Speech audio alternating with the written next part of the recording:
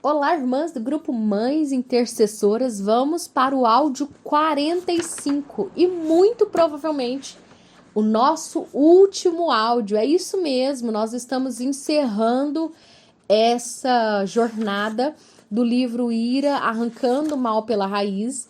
Nós temos aqui ainda no livro um apêndice A e o apêndice B, mas é mais dedicado, é voltado a exemplos de tarefas para crescimento e aplicação, então não é didático passar aqui, tendo como pressuposto que o objetivo é um estudo. Então, por isso, esse é um dos motivos pelos quais eu recomendei inúmeras vezes a aquisição desse livro importantíssimo para a nossa caminhada cristã e na intenção de arrancar a ira, esse mal pela raiz do nosso coração.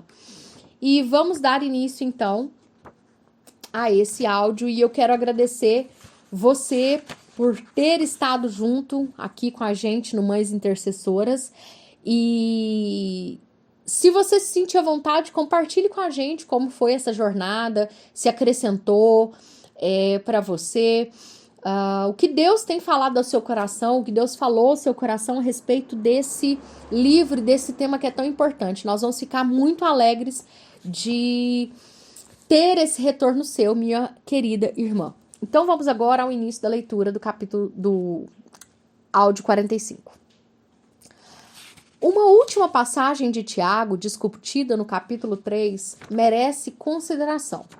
Em Tiago, capítulo 4, verso 11 e 12, o apóstolo nos adverte contra a atitude crítica e a maledicência, uma combinação de causa e efeito em determinadas situações de ira. Por que esse tipo de conduta é errado? Não apenas porque ele faz mal, embora isso vá acontecer, nem ainda porque ofende outras pessoas, embora o faça. É errado porque usurpa o papel de Deus como legislador e juiz. É uma usurpação de seu trono. Em última análise, a ira não tem tanto a ver conosco nem com outras pessoas, mas com Deus. A ira, por nos fazer assumir o papel de Deus, é um dos males é um dos maiores males morais, Arrepender-se da ira é reconhecer que Deus e apenas ele tem o direito e o papel de rei sobre todo o mundo. Autores seculares não conseguem perceber essa dimensão espiritual. Infelizmente, a maioria dos autores cristãos integracionistas também não. Eles não percebem a ira primariamente como um pecado contra Deus. Em vez disso, minimizam, eufemizam, racionalizam ou neutralizam a ira. Por exemplo, um livro popular sobre a ira escrito por um psicólogo conhecido cristão, agora em sua terceira edição, essencialmente ignora Deus. O autor jamais se refere ao livro de Tiago, ou a passagens relacionadas. Deus é notável por sua ausência. Segundo o autor, a ira é ruim porque prejudica a minha saúde e meus relacionamentos, mas não porque ofende ao meu Deus. O motivo para mudar, por sua vez, torna-se egocêntrico. Agradar a mim mesmo ou a outros, não ao meu Criador e Redentor. Não há qualquer chamado a lidar diretamente com Deus ou lamentar e arrepender-se por tê-lo entristecido. Stuart, mudança sem Deus? O caso de Stuart exemplifica esse erro. 5 anos atrás, ele sofreu um duro revés em seu emprego. Em sua perspectiva, um grupo de empregadores que eram líderes cristãos importantes o havia tratado de maneira errada. Haviam puxado o tapete de seus planos de carreira. Haviam feito suas esperanças em pedaços. Esse tratamento errado culminou em seu relutante pedido de demissão. A partir daí, Stuart por si mesmo lutou com o tratamento que recebera. Além de sua demissão, o tratamento errado que sofreu incluiu acusações que prejudicaram sua reputação, questionaram sua credibilidade e impediram novas oportunidades em sua carreira. Consumido pela dor, Stuart me procurou como amigo e pastor. O formulário que preencheu para começarmos o aconselhamento indicava um desejo de ajuda em resolução de conflitos, frustração, necessidade de finalizar uma situação e perdão. Não indicava a profundidade da ira que iríamos descobrir. Embora Stuart tivesse deixado a companhia, continuou a semear e a colher uma safra de problemas permanentes. Amargura contra os patrões pelo tratamento injusto que recebera, pensamentos ocultos e abertos de vingança, uma culpa persistente, mas não detectada por suas razões pecaminosas, frustração constante por causa de uma reputação desfavorável e confusão generalizada sobre o que fazer a seguir. Como começar o aconselhamento? Prolongadas sessões para coleta de dados reconstruíram uma cronologia detalhada dos eventos no conflito. Stuart descreveu e documentou uma cena muito triste. Reconhecia a dor que ele havia sofrido e as difíceis maneiras em que outros pecaram contra ele. Lancei um alicerce bíblico de esperança ao discutirmos a soberania, a justiça, a bondade e o perdão de Deus.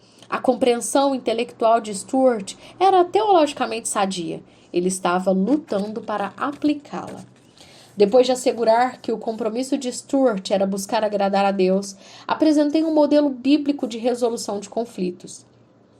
Esse modelo iria levar a um esforço sábio e sincero de obter reconciliação com os antigos patrões. Traçamos uma estratégia prática para as sessões de aconselhamentos e concordamos em proceder de acordo com ela.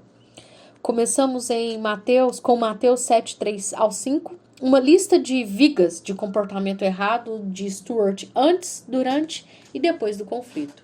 Essa lista incluía várias formas de ira revelada e ocultada. Expusemos várias mentiras e cobiças que haviam dominado e continuavam a dominar seu coração. O teste crítico foi quando pedi a Stuart que escrevesse uma oração de arrependimento a Deus por causa das raízes do fruto de pecado em sua vida. O que emergiu foi uma mistura de confissão e transferência de culpa.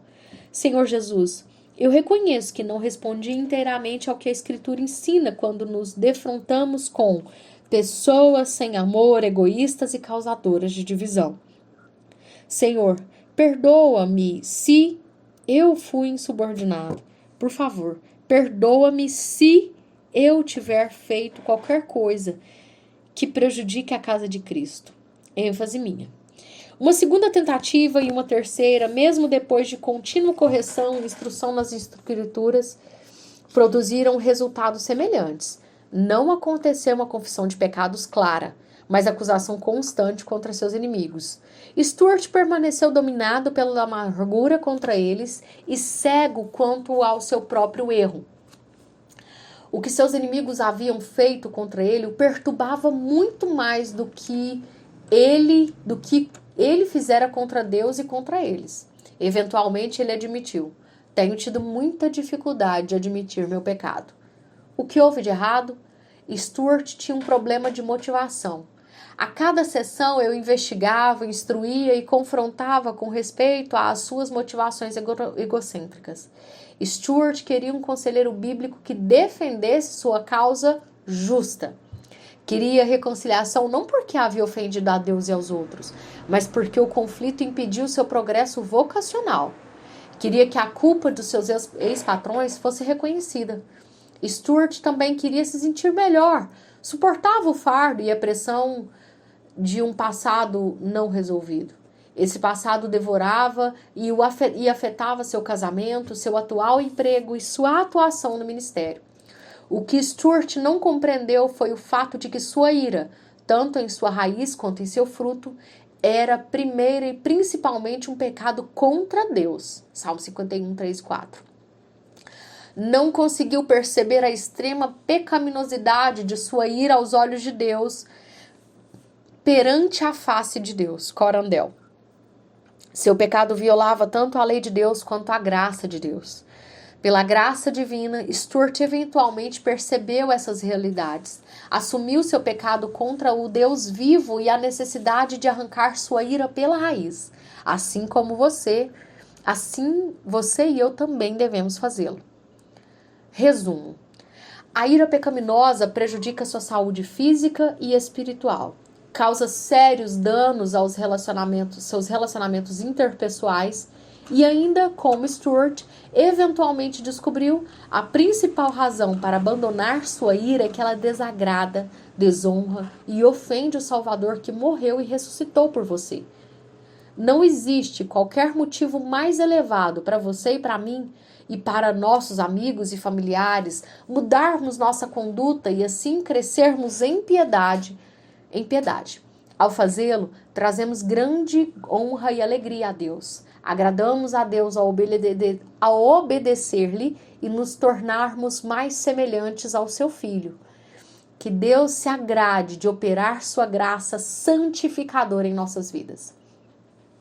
O Deus da paz, que pelo sangue da aliança eterna trouxe de volta dentre os mortos o nosso Senhor Jesus Cristo, o grande pastor das ovelhas, os aperfeiçoa em todo bem para fazeres a vontade dele e opera em nós o que lhe é agradável, mediante Jesus Cristo, a quem seja a glória para todo sempre. Amém. Hebreus 13, 20 ao 21. Para a reflexão posterior e aplicação à vida. 1. Coloque à prova a tese deste capítulo fazendo sua própria pesquisa de um grupo de crentes. Pergunte-lhes qual é a maior razão pela qual devemos lidar com os nossos problemas de ira. Verifique quantas, se houver alguma, respostas apontam para agradar a Deus e não entristecê-lo. Depois, assuma novamente o compromisso de fazer de Deus o ponto central de sua própria luta contra a ira e de seu ministério a outras pessoas. 2. Você se identifica com Stuart? Há muitos homens e mulheres como ele. Você foi maltratado ou destratado e teve dificuldade em conter sua ira? Você estava só. Você não está só. Fixe seu olhar sobre aquele que suportou tanto a ira injusta dos homens quanto a ira justa, a justa ira de Deus para salvar sua vida e assegurar-lhe união eterna com ele. 3. Pense em termos globais. Se a busca da paz relacional exige arrancar a ira pessoal pela raiz, como é que entendemos os vários esforços, diplomáticos ou militares, de pôr fim a guerras civis em outras nações? O que motiva líderes internacionais a buscarem a paz e como comparar e contrastar essa paz com a paz que Deus nos estende no Evangelho e em sua igreja? E assim, nós concluímos o áudio 45, bem como a leitura do livro Ira, Arrancando o Mal pela Raiz. Eu desejo e oro que o Senhor possa frutificar essa leitura na sua e na minha vida, de acordo com a vontade dele, que é boa, agradável e perfeita. E mais uma vez, o nosso muito obrigado em nome do Ministério Mães Intercessoras por ter a oportunidade, o privilégio de caminhar com você em mais essa jornada. Que Deus a abençoe poderosamente, segundo a vontade dele, e que lhe dê vitória em todas as suas guerras e te faça cada vez mais parecida com o Senhor Jesus Cristo. Deus abençoe.